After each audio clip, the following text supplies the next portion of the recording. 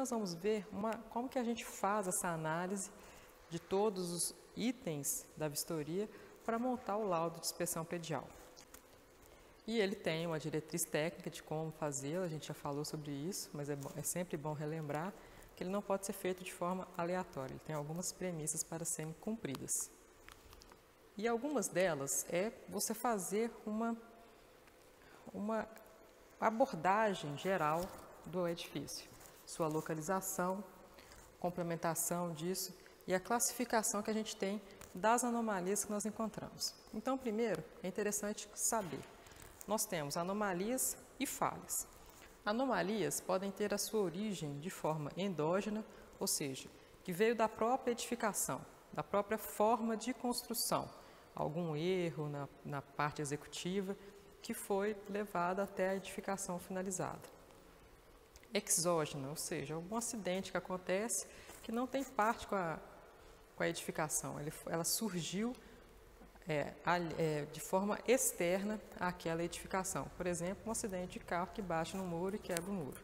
Não tem nada a ver, não tinha nada que a edificação pudesse fazer para evitar aquilo. De forma natural, que é de fenômenos na natureza, por exemplo, uma inundação.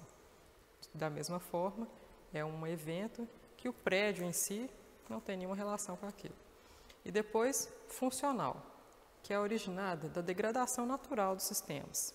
Em sistemas que, se você não der manutenção adequada, ele vai se degradando naturalmente com o tempo. E acaba perdendo a sua vida útil. Então, vamos a alguns exemplos para ficar mais claro. Esta é a torre do SPDA, é a torre de captação do sistema de para-raios. E ela foi chumbada diretamente na laje da cobertura, em cima da parte que tinha a proteção de impermeabilização. Ou seja, você criou um ponto falho na impermeabilização, um local preferencial por onde a água vai passar. Tinha uma laje protegida e foi furada. Então, esse é um ponto que foi feito pela própria construtora. É uma anomalia endógena. Outro exemplo. Nós temos aqui o perímetro do prédio e nenhuma ancoragem para o sistema de manutenção da fachada. Isso também é uma falha endógena, porque deveria ter sido deixada pela construtora as ancoragens já em locais determinados, com um espaçamento definido, para fazer a manutenção de forma segura e barata para o condomínio.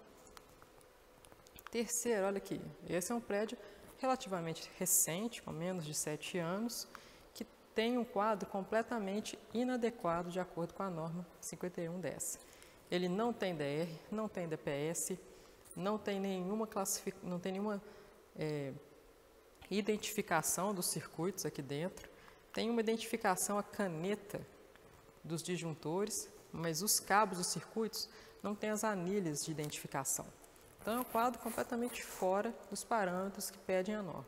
É uma falha endógena, foi uma falha construtiva. A construtora executou de forma inadequada esses quadros. Agora, vamos ver o que são as falhas. As falhas, diferente da anomalia, elas têm outras causas. São as falhas relacionadas mais ao uso da edificação. Então, elas podem ser de planejamento, decorrente de falhas de procedimentos inadequados na manutenção. Ela pode ser operacional, relativa a procedimentos errôneos nos registros, na parte de controles, rondas e demais atividades do condomínio. Elas podem ser de execução, associada a uma manutenção que foi executada de forma errada, e podem ser gerenciais, ou seja, ligados à falta de qualidade nessa gestão da manutenção. Então, vamos aqui a alguns exemplos de falhas que a gente pode classificar dessa forma. Nesse caso aqui, a gente tem a completa ausência do bloco de iluminação de emergência. Além disso, a própria iluminação convencional não possui lâmpada. Isso é uma responsabilidade do condomínio, em último caso do síndico, de fazer uma análise disso e sempre manter todas as rotas de fuga iluminadas adequadamente. Outro item que sempre dá problema reflete um pouco daquele primeiro item de anomalia, que é instalar antenas em cima de lajes impermeabilizadas. Nesse caso aqui, é um serviço de internet ou de televisão a cabo, que vem e faz um furo na laje. Uma laje hipermeabilizada, que nesse caso é a laje da caixa d'água furada. um local onde a água tem um caminho, a água de chuva, né, uma água contaminada, tem um caminho preferencial para o reservatório de água potável, aquela água que vai ser consumida pelos proprietários e moradores do edifício. Um outro exemplo de falha é a completa falta de manutenção na bomba do incêndio. Então, essa bomba está aqui desde que o prédio foi entregue, nunca sofreu uma manutenção, nunca foi ligada para saber se ela estava funcionando. Então, é uma bomba que ficou esquecida. Hoje em dia, a gente foi tentar ligar, ela não funciona. Então, tem que ser trocada e a gente sempre indica ter uma bomba reserva. Para, em caso de falha, você conseguir ter uma bomba que vai te atender. Quando a gente faz esses levantamentos, tanto de anomalias quanto de falhas, é necessário colocar qual que é o grau de risco dessas anomalias. E eles podem ser crítico, que é um grau de risco que pode provocar danos contra a saúde, a segurança das pessoas e o meio ambiente. Aquelas falhas ou anomalias que, se permanecerem do jeito que está, ela vai provocar uma perda de desempenho brusca naquele sistema que possui a falha.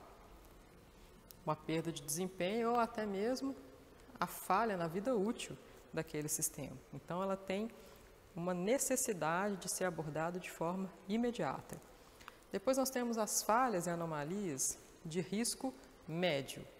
É um risco que pode provocar perda parcial do desempenho, pode provocar uma perda parcial de funcionalidade, mas que ela tem ainda um tempo, você ainda consegue fazer uma programação. Você tem um tempo ainda para trabalhar. Pode ser que esse tempo seja de uma semana, um mês, mas você tem que ter um prazo para falar quando que aquela anomalia tem que ser resolvida. Ela é um risco médio, mas é um risco que tem que ser endereçado de forma muito séria. E por último, as falhas ou anomalias de risco mínimo. São pequenos prejuízos que são programáveis a nível um pouco mais longo. Você pode planejar com uma faixa de segurança um pouco maior, mas da mesma forma não pode deixar sem fazer, porque é um risco mínimo, mas é um risco. Então é importante lembrar que crítico, médio e mínimo são classificações do risco da falha e anomalia. Não quer dizer que uma falha de risco mínimo é uma falha tranquila, é uma coisa estética. Não, não é. Coisas estéticas são outro critério. Ela é um risco, por menor que seja, mas é um risco. Se não for endereçado agora, vai se degradando até chegar uma hora que vira um risco de grau maior que tem que ser endereçado de forma imediata. Vamos ver alguns exemplos. Essa daqui foi uma anomalia, nesse caso, endógena, de um shaft executado em que você tem a presença da instalação de gás do lado da instalação elétrica, totalmente desencapada, sem eletrodutos, com fios emendados, com fita isolante. E esse ambiente ficava fechado, era um shaft, era um armário que fechava esse shaft. Um risco extremamente grave, um risco crítico para essa edificação, porque você tem qualquer vazamento que acontecesse nessa tubulação, você já tem o ponto de ignição do lado. E como ela ficava fechada, o risco desse gás se acumular e na hora de uma pequena faísca ele virar uma explosão, era muito grande. Então, esse foi um ponto que a gente, nesse caso, nessa inspeção, foi a prioridade máxima para ser resolvido, porque é um risco extremamente crítico. O risco de explosão e incêndio era praticamente inevitável se permanecesse do jeito que estava. Depois nós temos uma anomalia de grau médio. Você vê aqui que é um sistema de aquecimento de água e aqui é a tubulação. E ela não foi executada com os suportes espaçados adequadamente. Então, essa tubulação estava se deteriorando com o tempo por essa falha na execução dos suportes. Então, a gente endereça, é uma coisa que dá para fazer com um certo tempo, mas se não for feita com o tempo, essa tubulação vai ser perdida. Em vez de você trocar só o suporte, você vai ter que trocar a tubulação inteira. Então, essa é um risco de grau médio que tem que ser endereçado, para não virar uma coisa pior. E por último, nós temos uma anomalia, nesse caso, uma falha de grau de risco mínimo.